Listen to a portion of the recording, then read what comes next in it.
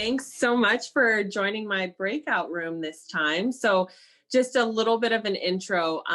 Last year when I did this, I of course came with information, and then people had a lot of questions, which was great. So I wanted to switch it up a little bit this time. One, in the interest of time, and two, it's less about me and more about you. I really, really do pride myself on loving what I do to the point where I don't just, give the advice. I actually live by it, and I invest in real estate. I do a lot of the things that people want to have information about. So I really do feel like I have a wealth of information, but I also do pride myself on three little words that I love, which is I don't know. And anything I don't know, I am very resourceful, and I have a team or someone where I can get that answer for you. I think it's important to recognize the things that I do know, the things that I do well, and have you learn from my mistakes, if at all possible, because that's the only way I've reached any success, is learning from other people's mistakes and keeping people around me that are going to be honest with me so that I can make new mistakes and, thrive in the process. So I want to open the floor to you and make sure I touch on the things you're interested in hearing about. So who wants to go first and break the ice, and it will go from there. Hi. Hi. We're new to the Bay Area, so we're just trying to learn how to go about, like, what's the process for purchasing like your first property. How first time homeowner things, some certain things we don't, actually a lot of people in California don't qualify because their income is too much to get like that lower rate. So below market rate. Okay. Yeah. So just trying to learn how to do that. Yeah. No, and I love your kid in the background. Every Zoom I have, there's at least one kid in the background. You're lucky it's not happening today. There's one in the foreground right here. So August is looking cute as ever. Yeah. Oh, I love him. Yeah, that's a great question. So it's interesting you put it that way, because it's true. You make too much for the below market program. And for anyone that doesn't know what that is, it's a great program, but really for one person, I don't remember what the max is, but to qualify for the program, it's a situation where it's almost like, well, how do you live in this area to qualify for it? So they keep the prices lower and all of that. So you can't qualify for those programs, but then you don't have enough to, go pay cash for these properties like everyone thinks everyone's doing in the Bay Area. I'm here to tell you they're not. Here's what, oh, you're cute. Your kid is too cute, Ashton. Beautiful. Here's one thing I want to make clear. Stop listening to people, especially if they haven't bought or if they're not a realtor. Don't listen to people, because what I find is the clients I'm working with, once they start getting all their friends involved, I kind of touched on this in the beginning. I'm not saying they don't wish you well, but I'm saying that they might not. I'm saying that a lot of times the advice they're giving you is based on when they bought 10 years ago, or it's based on their dabbling in real estate for 5 minutes and getting tired of it and resorting to renting. And that's what works for them, and that is fine. I want to be clear that if you end up not buying anything, that doesn't mean you're doing something wrong. I'm just a firm believer that if you're going to live here in the Bay Area and pay what it costs to live here, pay the expensive milk and gas and all of that, and you're renting, and we can get you into something that's close to the same amount, I don't understand. And if anyone else disagrees with me, please share, but I just don't understand why you wouldn't try relentlessly to make that happen so that you're paying yourself. So that's one. How do you go about it? You make sure you've got your team in order. I'm a strong proponent of that. My season 10 years ago was being a jack of all trades, and I prided myself on that. And now, absolutely not. You ask anyone that knows me, I do what I do well. And then I have people around me that do all the other things really, really well. And we're partnered together. What I mean by that is, first and foremost, you need to talk to a realtor. I'm sure you already have. Someone on the last breakout session brought up a point about, I have a realtor right now, but I don't think, I'm not really happy. Here's the thing. It's not about me or any other realtor. It's about you and where you're at right now. I might be a great realtor for Ashton right now, and I might be a terrible one for Loretta, because what Loretta wants to do right now might be very different. And maybe my experiences that I've been blessed to have not made me savvy to be able to resonate with Loretta's situation. It doesn't make me a bad or a good realtor. It means you got to find the person that works for you right now. So, realtor is going to be first and foremost. I hear a lot of people touch on, oh, I don't want to have my credit run right now because I'm far out, or because I don't want to have the hit. No one cares about the 3 points that are going to hit your credit score. No one cares. Run your credit and have a lender look at your numbers, because the first thing that's going to happen is you're going to say, well, I'm not ready right now. Okay, well, if you're thinking about it, you're probably more ready than you are. So when you go out there shopping, it's not that I don't want to waste my time, because I've shown people 30 homes before they make their first offer. That's not what it's about. I have a team, I can do that. What it's about is that I know people and I know my industry. And I know once you go out there and start looking and you start putting the feelers out into the universe, God, whatever you want to call it, it's going to come to you quicker than you're ready. So if you're not prepared, you're going to miss out on a good home. And then you're going to have buyer's remorse and you're going to be crying to me about the next one. And then it's going to feel really anxious and fast, because you're going to say, oh, well, I need a pre-approval now. And then I'm going to use my resources to get you a pre-approval within 24 hours, which I do a lot, but it's going to be much better for your situation if you're prepared. So even if you're not buying for a year, get your pre-approval now so that you have a roadmap of where you need to be in terms of saving, in terms of what you should and should not pay off. I know this is a long-winded answer to your question. I want to touch on this, and anyone who has a question, please put in the chat box and I will be reading them in just a second. Do not tell me or anyone else that your goal is to pay off all of your student loan and your car debt before you buy a house. I don't care what Jasper's going to tell you, which I don't think he's going to tell you that. He's going to make sure all your numbers make sense. But any person that tells you you should pay all of that off before you buy a house, they're not understanding how this market works. Our appreciation out here is 7.6% on average per year. Our interest rate is about 3% right now. Put this in a spreadsheet if you don't believe me. If you go and pay off your $20,000 credit card debt before you put $20,000 more towards your pre-approval, you are going to be out of the market for another year, 2 years, maybe 5. And then you've lost that equity gain in 5 years, which is why I'm so firm on this building wealth through real estate. If you have to stretch yourself into that first home, but you know you can pay that bill, and that you know in 3 years you're going to have another kid maybe, or get married and move into something else, and then you can rent it out. 3 years ago, look at where the prices were. Look at what the median list price is doing in the market you're trying to buy. Let the numbers tell you what your mind is trying to trick you out of. Just put the numbers on a spreadsheet. So that's my answer for that one. Does that help you, Ashton? Yes, so much. Thank you. You're welcome. I'm here. Hi. I was trying something else out, being paying attention to making sure everyone got in breakout rooms before, but that was a little bit foolish, because one of the things that I missed was my opportunity to set the stage. And I'm so happy that you guys just dove right in there and started doing question answers. That is the format that Nneka has designed for this event. She really wants to be able to make sure she answers folks' specific concerns. And what I wanted to share with the group as part of developing the listening that I'd hope is going to take place in this session is, Nneka corrected me in the last session. We were actually, my husband and I were actually her second sale of the year. We closed on June the 3rd. There was someone in Oakland who I guess filed their paperwork a few hours before us, which I do not understand how, because we had a closer at our apartment at 5 a.m. that morning. January 2nd, excuse me, emails corrected me. So we're the second. And Nneka, will you disclose how many sales, what number are you on this year? Yes, I will.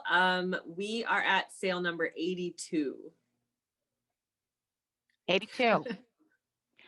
So as we were discussing in our main stage panel about the uncertainty and the pandemic, and uncertain times, difficult times can be very fertile ground for prosperity, Nneka is living that. 82 sales. So, and that's just this year. She's had a long track record in real estate and being a realtor.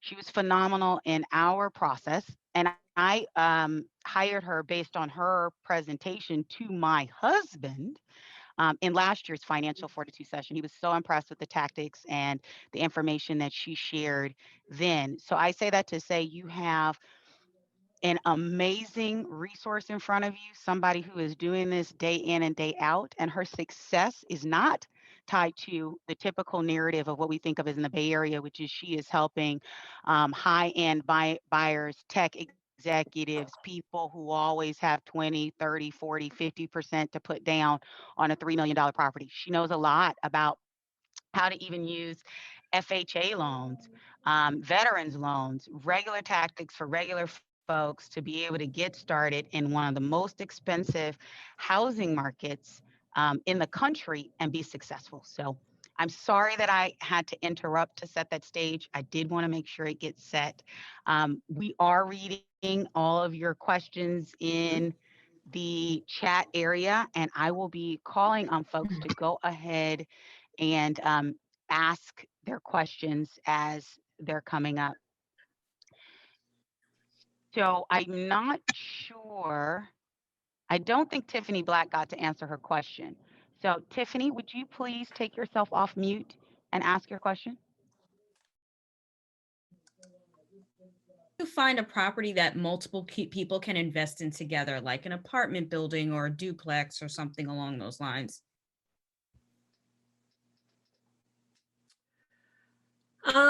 Great question. The same way you'd find it if it's just for you, right?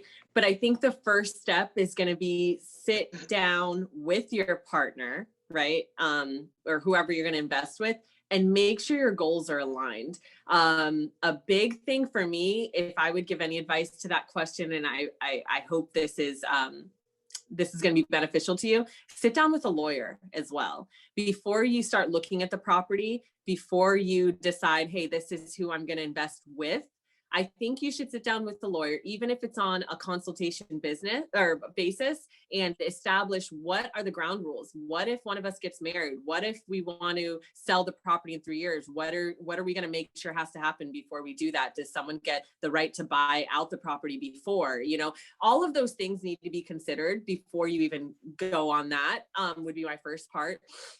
And then as far as just finding the building, I think it's the same process as if it was just you finding it. You need a qualified and good real estate agent that you feel comfortable with, that understands the market, understands the business, but also that works well with the goals that you're trying to accomplish. Does that make sense, Tiffany?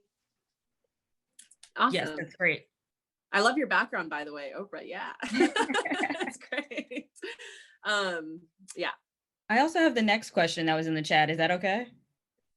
I think so. Okay, go ahead. Should you get a mortgage broker or start with whatever bank you have your checking savings account with?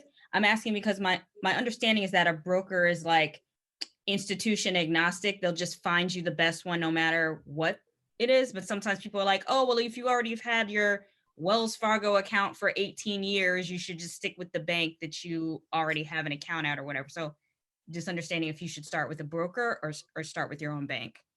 Sure. Great question. Let me give you an example. My husband and I are doing pretty well. We use Chase for everything, and Chase would be the last place I would go for a loan. But that's not because Chase is terrible. That's because the lenders don't like my husband and I because we're not W-2 income. So their loan products are not best suited for my husband and my situation. If you are W-2 income and you have 20% down, maybe some of these bigger banks will do 15% down. What they're willing to do after this coronavirus pandemic is very different than what they would do before March. So if you have the 15, probably 20% down, and in addition to that, you have reserves.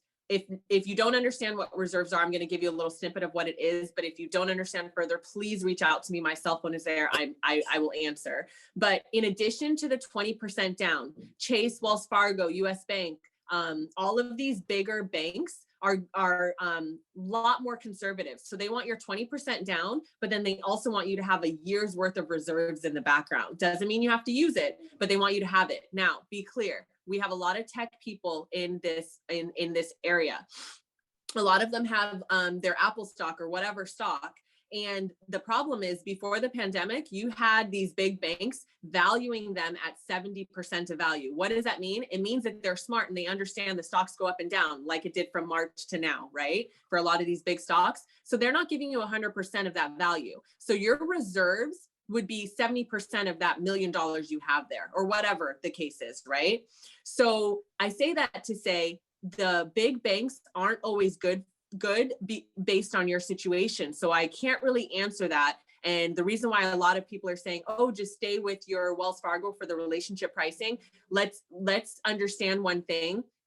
Relationship pricing doesn't always benefit you in way of the interest rate. So be very careful, thinking that, oh, I have relationship pricing with them, I'm with Chase Private Client. A lot of times my Chase Private Client people will say, I got a better rate somewhere else. And they really don't do anything for you, because for them, unless you're moving $250,000 to their bank, besides the down payment that you're putting down, they don't care. So for most people that are putting less than the 15% down, for the banks that are still willing to do that, they are talking to a broker. So it really depends on your situation. I hope that answers it. I can give you 2 great resources. Again, not that you need to use them, but to have a conversation with them so you can understand what works best for you. It would be great to get those resources on the broker for sure. Please text me, email me, or whatever. But if you want to text me and I'll get you all of my info, get you all the info for the lenders, not a problem.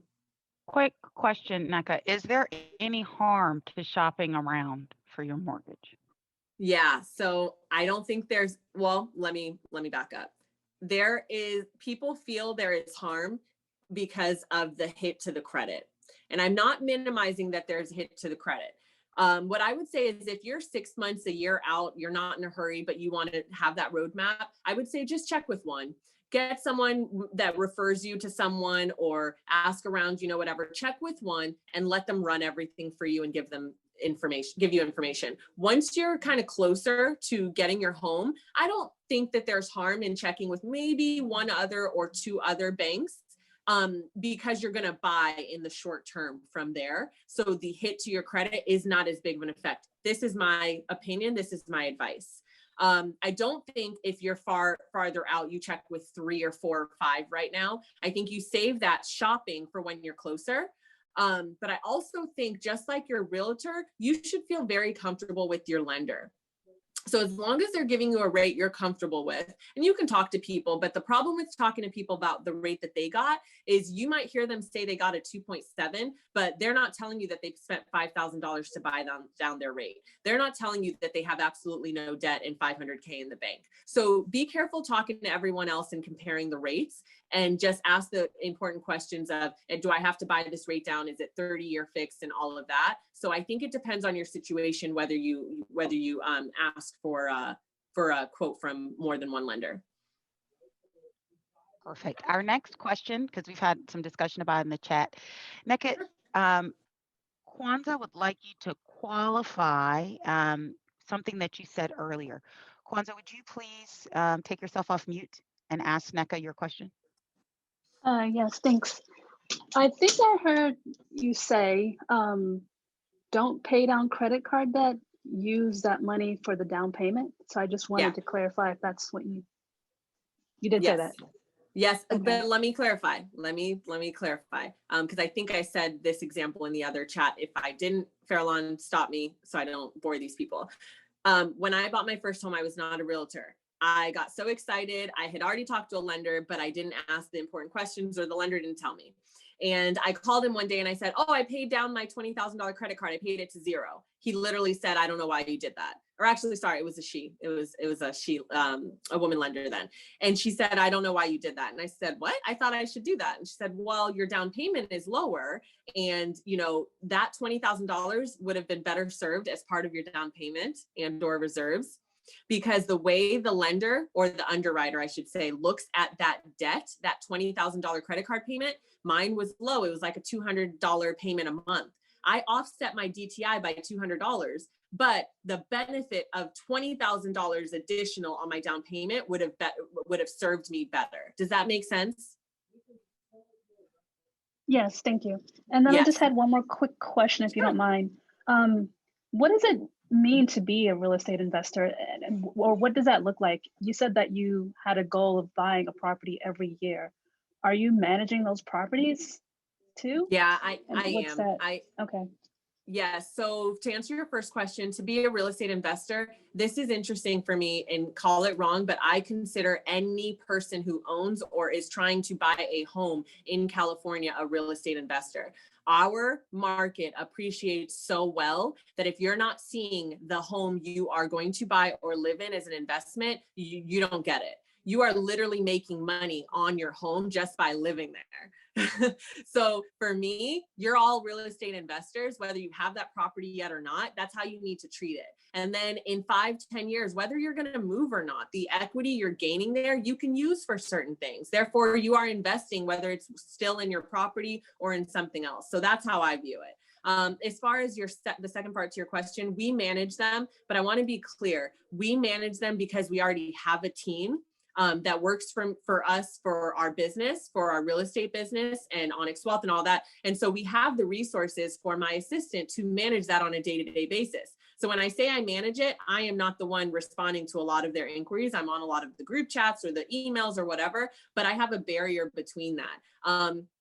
I also have pivoted some of our properties to be more Airbnb than long-term renter. And that's just because Airbnb is doing so well for us. We bought the house next door in March, right at the beginning of this pandemic, when everyone was scared. I was the one saying, push forward, we're buying this house. Many fights with my husband, and he was on board with it, but there were times where it was scary, right? But we bought that house next door and we converted it into a duplex. Because we already have an Airbnb in our backyard, and Airbnb is working better for us than the long-term tenant. And so we're managing that, but Airbnb has such a great platform. So it's a little easier to manage that. And I don't have to worry about them leaving. If I can't get them out and they want to stay, Airbnb will be on them way, way tougher than I need to be. Does that answer your question? Yes, thank you. You're welcome. I see in the chat, chicken and egg question, 100% get your pre-approval. You can shop with me. I mean, I'm not going to force you. I've shown many people homes before they get their pre-approval, because I think sometimes people don't want to listen to sound advice in the beginning. And so they think, no, I'm just going to find the property first. But then oftentimes they're sad when they can't get the house, because they find a house, they fall in love, the timing is perfect, leverage is on their side, and then they don't have their pre-approval ready, and then it just gets too stressful. So I would suggest you get a pre-approval even if you're a year out. You need a roadmap. You need someone telling you your credit is great, but I would pay down this one a little bit. For example, I keep saying, hey, don't pay off the credit card, okay? I want to be clear. I'm not saying don't pay down your debt. If you're able to pay down your debt, but still keep your timeline to buying your house intact, whether that's 3 months or 6 months, you're still going to keep that intact, and then you're going to pay down your debt. It's a great idea to keep that debt on each card or whatever at 30% of the total amount. It's a great idea. But if you are at 50% on one of your cards and your card is $50,000, please do not go and throw $10,000, $15,000, $20,000 at it. Talk to a lender first and let them tell you if paying that or putting that towards down payment is going to be better for your situation. I want to be clear that I'm not sitting here, because Jasper will kill me, telling you not to pay down debt. You want to be actively paying down debt. But in my opinion, with how great we appreciate, you do not want to push your timeline out of buying a home, investing in yourself out by trying to think that you need to have a perfect scenario and everything needs to be paid off before you buy something. Awesome. School and car debt are good debt. That's the last thing I'll say on that. Paige is going to ask our next question, and she is actually a college student. Paige, will you take yourself off mute? Yes, hi. So I'm a first-year college student, and so I talked to my mom a lot about how to begin my financial journey, and part of that is figuring out how to have like an investment property. And I would, as somebody who doesn't have any debt right now or any obligations, I'm curious to know, like in the next 4 years, how much should I be budgeting to save if I want to be able to buy an investment property, preferably here in the Bay Area, just because it's kind of my home base. That way I can kind of have, as I'm going into grad school or med school or whatever I have, that way I have my investment property at the beginning of my life, if that makes sense. It's like a stepping off point, like around, it's okay if it's not an exact number, or maybe it's a percentage of like how much I should figure out to save in order to do that? Great question. I would say 5% is my answer to that. That's the minimum. Am I saying that everybody here should only put 5% down if they have 20% to put down? No, that's not what I'm saying. But as a goal for you, 5% should be the answer. I'm going to break that down. Fairlawn mentioned that, you know, I'm not just working only with $1 million buyers. I love FHA and VA. We were VA, and that's the first.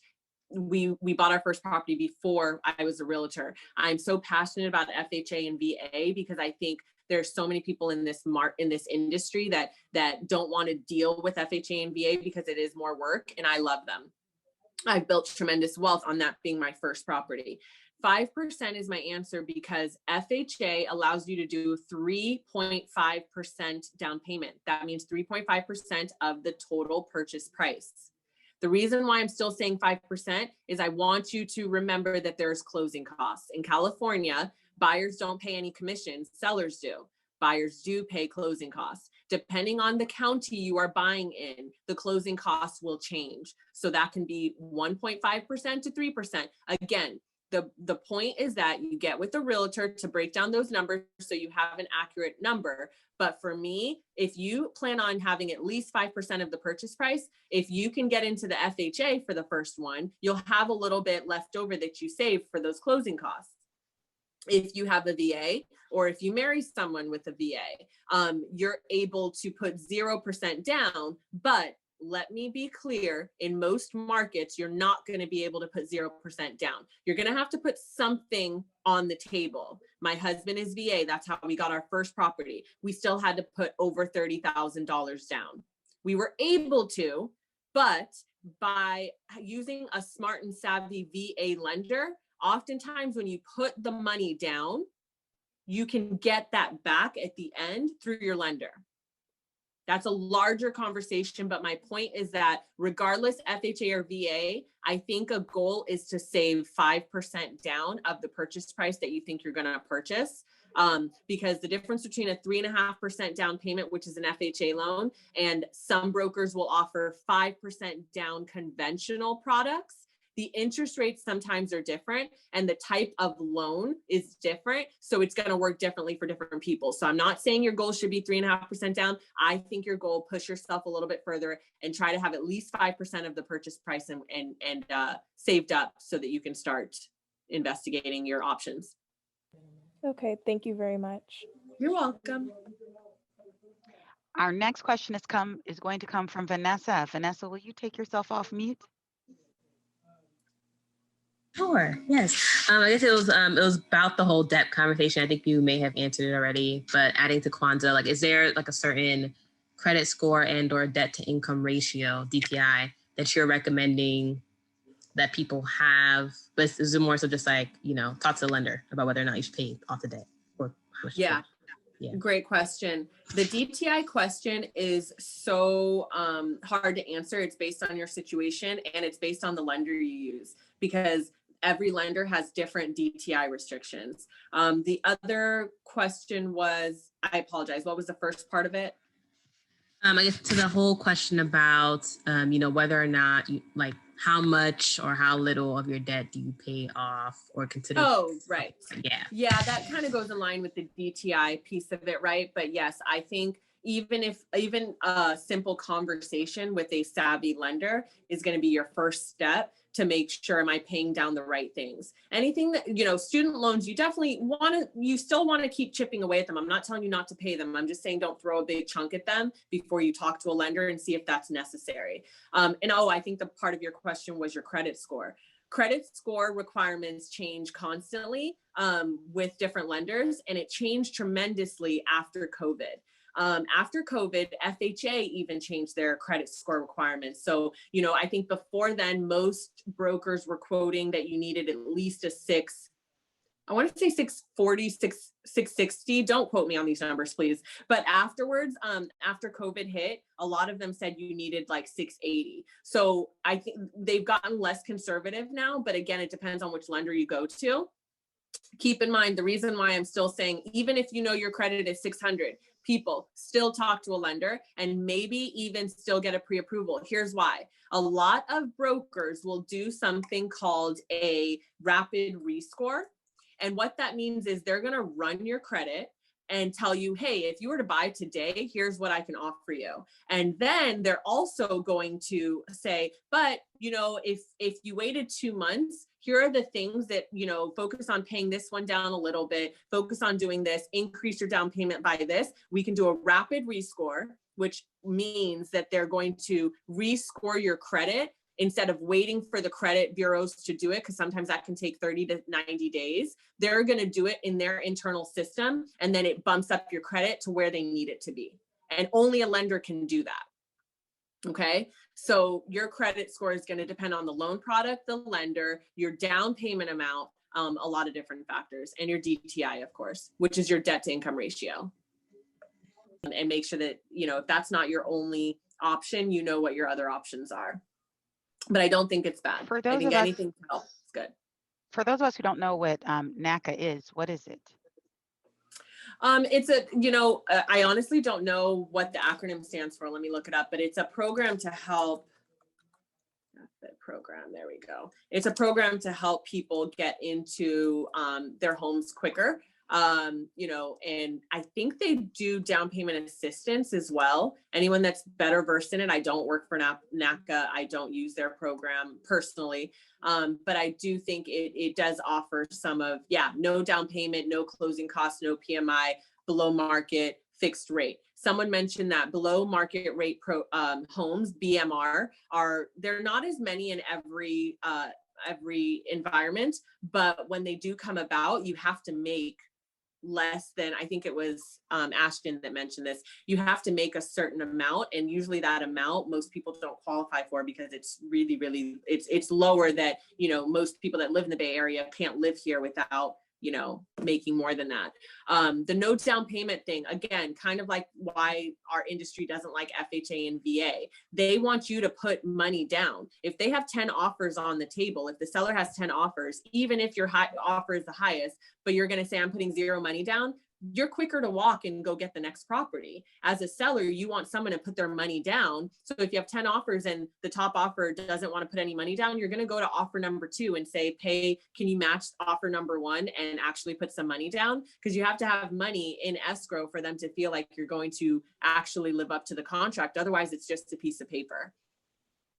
Programs like this work really well in other markets. And sometimes our market is too competitive. And so you have to, if you're going to use NACA, maybe use some other strategies as well, like still put a down payment down. And like I mentioned, some savvy brokers can have you get that money back at the closing, but you're going to need to put something down. Ashton has another question. Ashton, can you ask your question to the group, please? Yes. So I've heard that in some cases, depending on how you're doing the loan, like you could do like a lower 3 to 5% down payment, but also you might need a 20% down payment in other cases. So if that's the case, and homes out here are usually around $1 million, how are people usually saving that 200,000 or more in cash? Or do they just save forever before they can finally no, I hate to say it like this, but a lot of people have gift funds from family. They have stocks that they cash in. And so that's why I say, if what's holding you back is thinking that you ever have to have 20% to get a home, I'm here to tell you absolutely not. That's what I'm very passionate about. It is easier for a realtor to get your offer accepted when you have a higher down payment, but I'm not here for easy. I'm here for what's going to get you in your home. So the unfortunate part is I have a lot of clients where they're I'm literally writing an offer today. It's actually due at 1:30. It's already ready. It's already submitted, but they're putting $600,000 down on a $1.2 million house. I think this couple is probably in their mid 40s. Sometimes I get that in their 30s though, and it's money from family. So it's great for them. We're not going to knock them. Good for them that, you know, generations before them thought about generational wealth for them. But I'm here for the people also that don't have that, but think that they can only get into the home with 20%, and it's just not the case. Okay, thank you. Of course.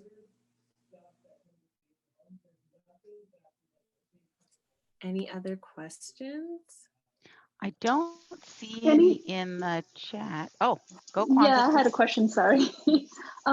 Just any general advice for finding a lender and a realtors or realtor lawyers, just considering the historical impacts of racism?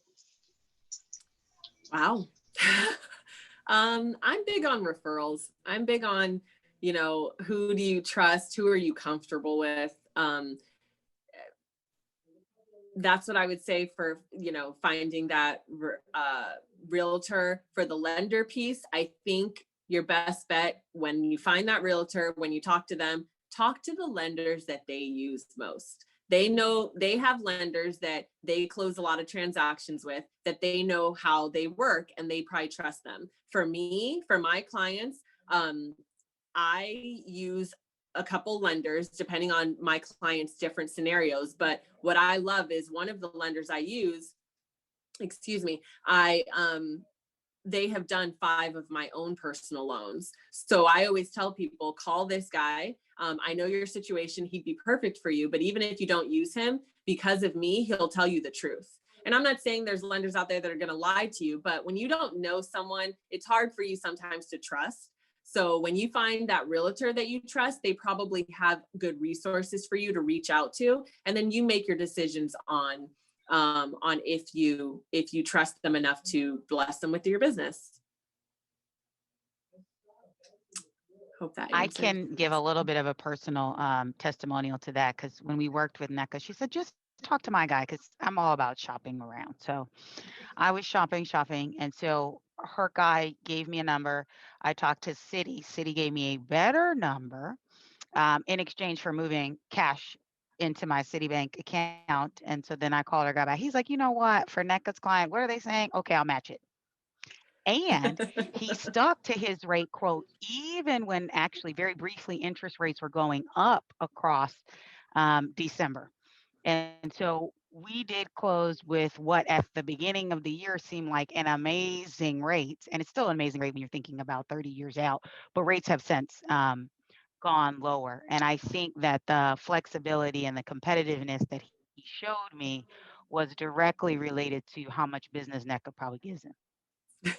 Just kind of flat. It is true. I mean, I think that's helpful, because you will probably borrow money X number of times across your life. If you go through a realtor that you trust, they're giving these people all kinds of business, which means they don't need to make as much on each deal because the volume is better, frankly. Yeah. And just to touch on that too, again, Farallon, thank you so much, because that really just in a nutshell explains it. But whether it's me that you go to as a realtor, your realtor, same thing. And the reason is just to give you the other side of it, not just the business piece of it, but lenders right now are inundated with people. Give me a loan, right? People are just desperate. And so they're overwhelmed. When they have a realtor saying, talk to my client, you know, make this happen. The reason why you sometimes get the better treatment is because that lender then knows, okay, well, I know this realtor. I know they wouldn't want to waste my time because I do so much business with them. Let me prioritize this file rather than the random person that finds them online that they don't know anything about, that could be a year out and they don't know if they're serious. So when I plug someone, it's because I've vetted them and I know, hey, I'm going to say, hey, they're a year out, but please still give them your time of day. Or no, I need this pre-approval in 1 day, whereas most banks will tell you I need 2 weeks to pre-approve you. So just to give you the other side of why sometimes that helps. Whatever realtor you pick, they're going to have good connections of someone that they trust. So I have a question. This is Monica. Hi, Monica. Hi. If you're getting into investing, what is your opinion on investing in California versus mixing it up in a place such as Nevada?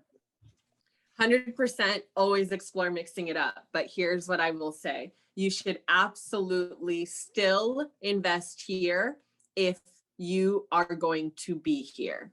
So at least one, if you're going to be here even for the next year, use the fact that you will then be able to put less money down payment and get a better interest rate because you will live there, knowing that you're going to move in a year, to then make it a rental property. So you're in the green faster because you had to put less money down and your interest rate's lower. I hope you're following me here. And if not, we can take this offline.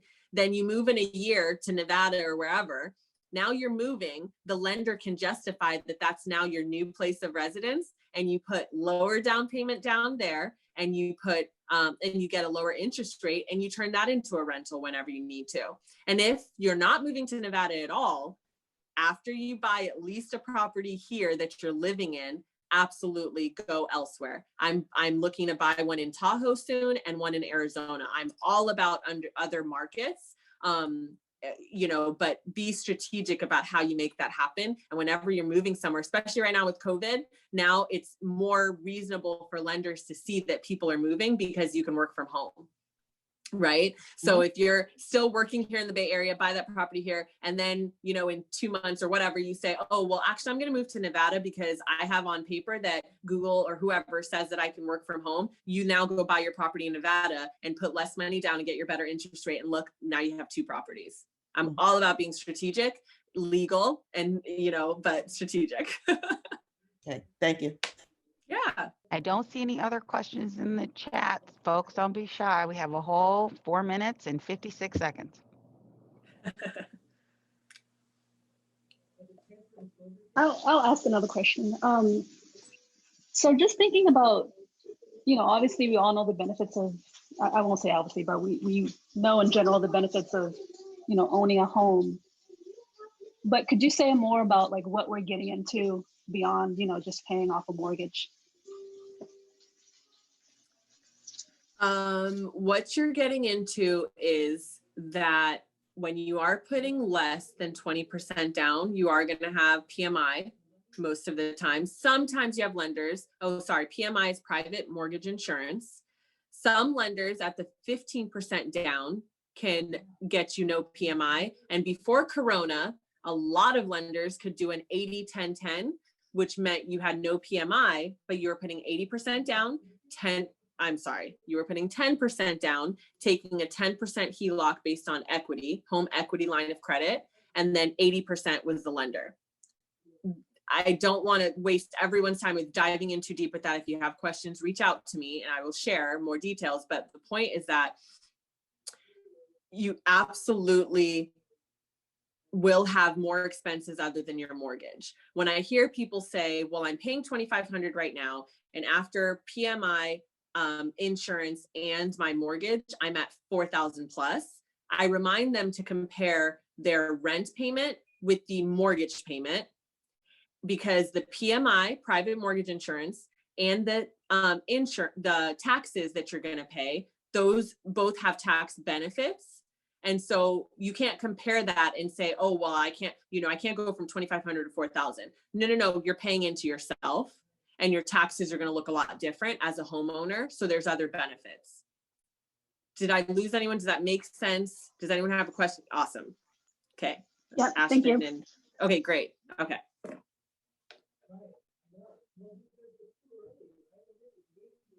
Nneka, is there anything that you've thought of as we're, tossing questions your way that you would like to communicate in the last 2 minutes of this session?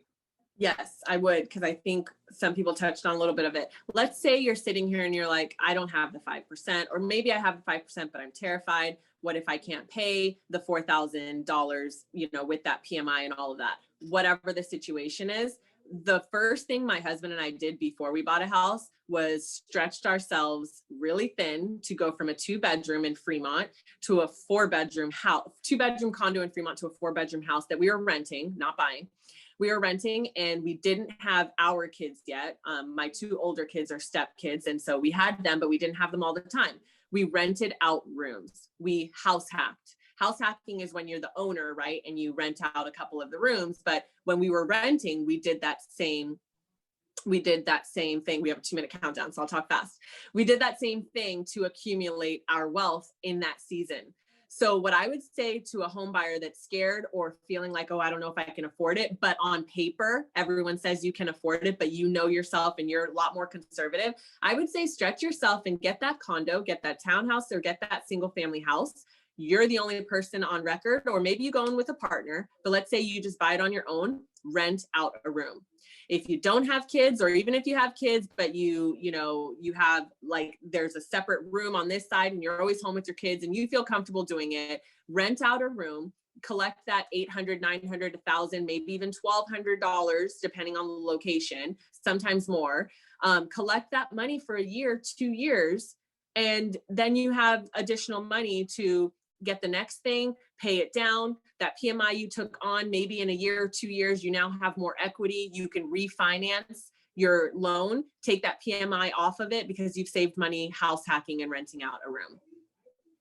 That's what we did. That's what, that was our equity escalator in the beginning. And I think there's lots of ways to be strategic and creative. And I welcome anyone to reach out and we can chat about your situation. And I can tell you all the things I did do and didn't do and all the mistakes that I made even before I was a realtor and how I think it can benefit you.